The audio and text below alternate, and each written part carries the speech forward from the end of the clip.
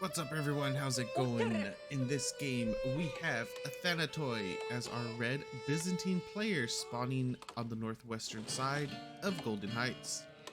Down here in the southwest we have Filisberto as our blue Mongol player.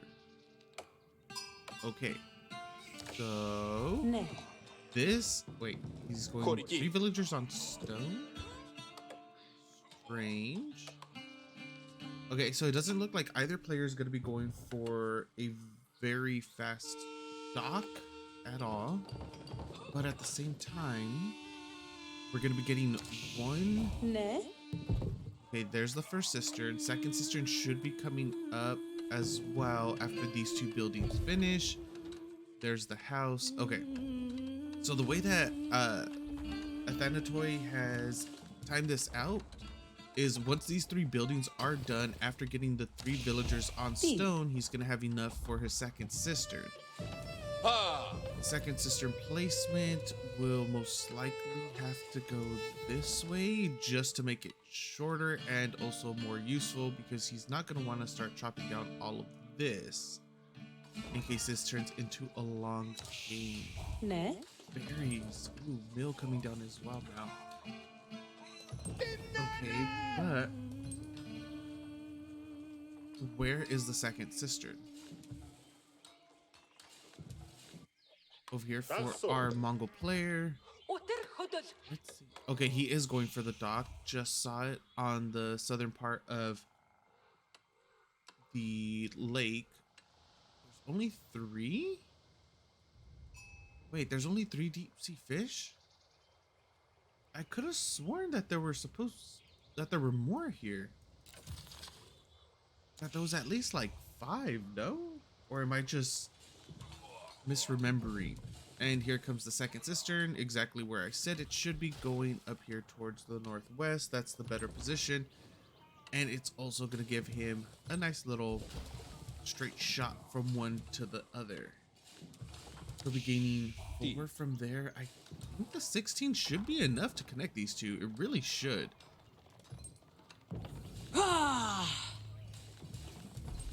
And yeah, okay, perfect.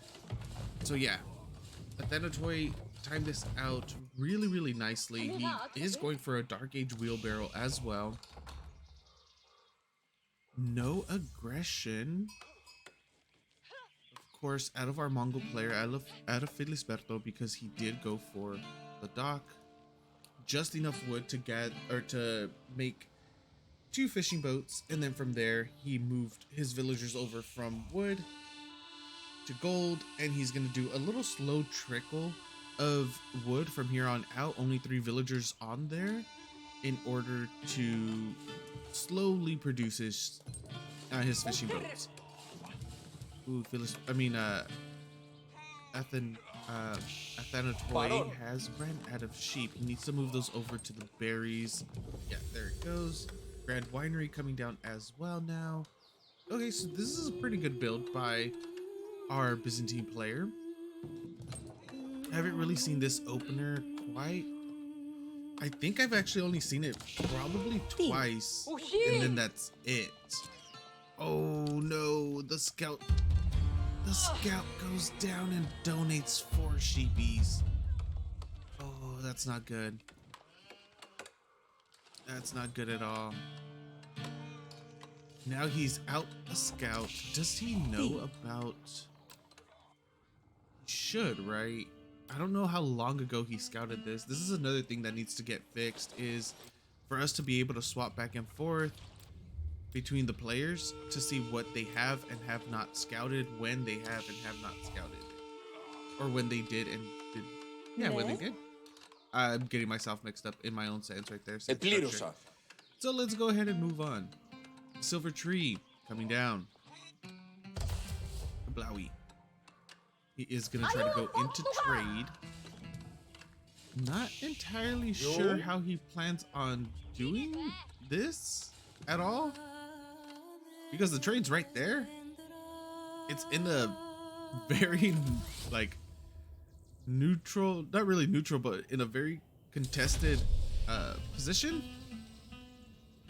So yeah, not entirely sure how he plans on getting this trade up and running, unless he's going to be throwing down like 5-6 outposts close to the trade to try to defend it. Yeah, I'm not entirely sure how this is going to go, because remember, Mongols do not have walls. That's a lot of villagers on wood, so maybe that is going to be his plan. Currently 15 villagers on wood, most likely. Oh, usually when I see that many villagers on wood for the Mongols, it looks like they're going to do a 2TC play. So 2TC with trade, and then behind it, he also has, oh, he's going for a second dock as well. So he is going to be secure. Wonder. Yeah, I'm not entirely sure what he has planned. Meanwhile, over here for our Byzantine, he does have single racks, hardened finishes. He's going into his mercenary. And we're gonna have to wait and see on what he does. Personally, I would really like to see the Eastern contract going into the Keshiks is gonna be really solid. That way you can fight Keshik with Keshik, and it forces them into spears as well, which they don't mind doing, but they would rather go into like Keshik Archer, and it is gonna be, oh no, it's not, it's gonna be the Silk Road. Ooh. Oh no, it gets canceled. Okay, misclick. Yes, misclick. He is gonna go into the Eastern. Okay, that's better, because the Western contract will just get completely destroyed by Keshik. The Silk Road, same thing, get destroyed by Keshik, at least for the feudal stage. And then if you go into the Eastern contract, you have Keshik of your own in order to start applying pressure and doing all those fun things. Go in, get some harass done. Of course, Athanatoi has no idea that his opponent is trying to go into trade, but added benefit of going for the Keshik is he will be able to apply pressure to it and start picking off traders as soon as he can. This is very optimistic. This is insanely optimistic by Filisberto going trade.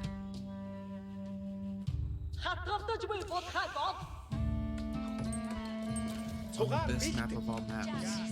Well, we'll see what he does. First trader is going to be coming out very soon, and we already have a set of Keshiks for both players out and about. 2 Keshik versus 2 Keshik, but there are 6 Lamentani as well. So this is going to be heavily in favor of our Byzantine player. What I would really like to see is for him to wrap around on the southern side and start harassing there. 4 Keshik for Filisberto, Khan, and a junk? Light junk. For Athanatoi, 7 Lamentani, 4 archers, 2 Keshik. I would really like to see him wrap around and start harassing instead of being defensive. He has such a big military. And we're getting... Does he see this? Yes, he does. And there is a junk here. A light junk. There is an explosive junk in order to deal with anything that were to pop out as well. That's if it even gets up. And it doesn't look like it. Oh, it barely gets up. And now we are going to get some navy popping out. Wait, can he make the...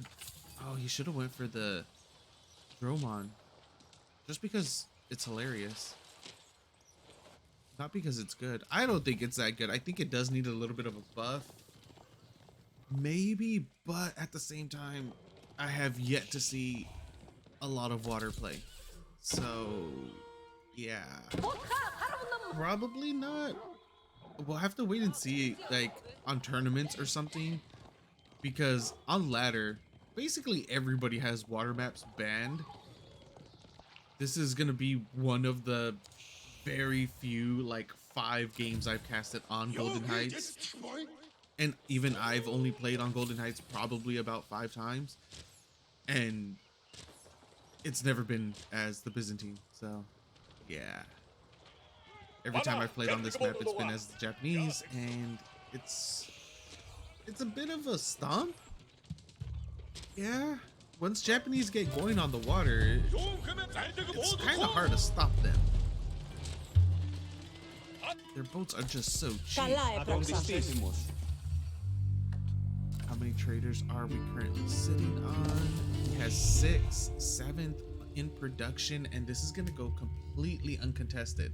Filisberto is going to have a massive lead in the next few minutes, in the next few upcoming minutes. He is going to start working on his infrastructure, start producing that military, getting that count up. Currently 6 archers in queue. How many? Like, you have all of those archers just set up in one? So he's sitting on 111, 1 Rax, 1 mercenary, 1 archery, 31 military. I would love for him to move out. He is sending out a couple Keshik. He is going to be able to catch these traders as well. Does Filisberto know he doesn't know about this? He just so happened to be moving the same direction, but they did not cross paths. And now the Keshik are going to make it into the trade line. How many are we going to see go down? First one, of course. There is going to be a second. There's 2 more back here as well if he just follows this trade line all the way southbound, and that's exactly what he's going to do. Pick off a 3rd. Oh, come on. Why no? He wasn't paying attention. He could have picked off both of those traders right there easily as well. But he can just, exactly, that's what I was going to say. He can just place a palisade gate now and start rotating that way with his infantry. These Keshiks are going to be taking a decent amount of damage. That's fine. He's keeping the enemy Keshiks, the true Keshiks, the Mongol Keshiks, occupied. And that's what you would want in this situation. He could rotate his infantry, like I said, over here towards the western side. Instead, he's going to be moving Keshiks down there. Those Keshiks are going to start applying pressure onto the trade line, while the Mongol Keshiks chase the remaining Byzantine Keshiks. And he knows, Filisberto knows that he pushed out way too far, but he is also going into Castle H, and this is going to put him in a massive lead. There's 2 traders making their way back right now. 1 will be getting picked off, not before they are able to get a trade though. I think just barely. The charge is going to be able to kill this off quickly before it actually returns any money whatsoever, any gold, any resources. 73 gold, 7 food. That's solid. That's really solid. I can't believe he's able to pull this off. He was able to pull off the trade. That was so greedy. But our Byzantine player never rotated. He never scouted that area. If he did at any point go over there, he would have noticed what was going on, and he would have been able to start harassing it, denying it, or even just delaying. Best case scenario, you just, or worst case scenario, you delay it. Best case scenario, you just completely shut it down. And now Filisberto is posturing in order to go in for the attack. He did go for the Kurotai as his, for his landmark to age up into castle. Veterancy on his archers coming through, +1 range or melee attack as well. And that's a very offensive Kurotai that is going to be getting thrown down. Where is it? Oh, it's moving around. It's taking the long route. Keshiks in the back, killing off quite a few villagers. And still, the Kurotai is going the wrong direction because he placed it down before the palisade gate fell. So, okay, there it goes. It's fixed itself. Or, well, at least Filisberto may have fixed it. Filisberto is in a solid position. 67 workers, 40 military against 46 villagers, 46 military. Castle H clicks through, and of course it's going to be the Golden Horn Tower. A free set of Keshiks will be coming out. 5 crossbows are in queue right now for Filisberto. He is going to start transitioning over to anti-Keshik, anti-armor. 22 archers for Athanatoi. 16 Lamentinite. 10 Keshik. This is going to be a little brutal for... Oh, what is going on here? The servers have been so laggy recently.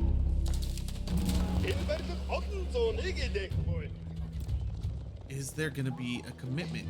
I really doubt it. I've been saying it for a while though. I'd love to see the Byzantine just commit though. He's had a nice solid lead in the military count. He's finally fallen behind, but he could have easily applied some pressure earlier on. Not just with those Keshik moving out, but with the entirety of his army. He could have been posturing. He could have delayed the castle age. He could have done quite a bit if he played a little bit more aggressively, and that would have been absolutely phenomenal.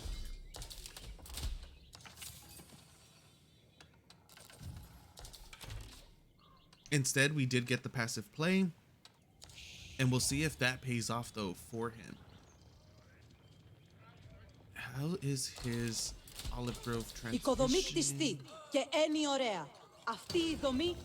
It's coming along. He's currently sitting at 19, but nowhere near enough villagers actually making or actually farming. Yeah, how many does he actually have right here? He only has 13 with 19 olive groves. Yeah, he needs to pull more villagers. He needs to get that olive oil income per minute up and running. Berries in the back of the base are gone, so I don't see. Yeah, there aren't any other berries either, so he needs to start getting his farm transition up and running. It looks like he's slowly but surely pulling more villagers in. I don't know why he's making more farms when he doesn't even have enough villagers farming as is. I see this so often from games as well, or from a lot of players, since all I do all day every day is, well, not all day, but a lot of the time I spend on AoE4 is just straight up watching replays, either for analysis or, you know, just shoutcasting, because this is amazing. This is fun. I really enjoy shoutcasting. I see this way too often. They'll grab 8 villagers, make like 12 farms, and then they grab another 8 villagers like 2 minutes later, and then they'll make another 12 farms. And you're just spending so many resources on literally nothing, because they're not pulling extra villagers to take up those farm slots, right? They just keep pulling and making. They'll grab 3 villagers, make 5 farms, grab 6 villagers, make 10 farms. Ooh, are we finally gonna be gaining our break?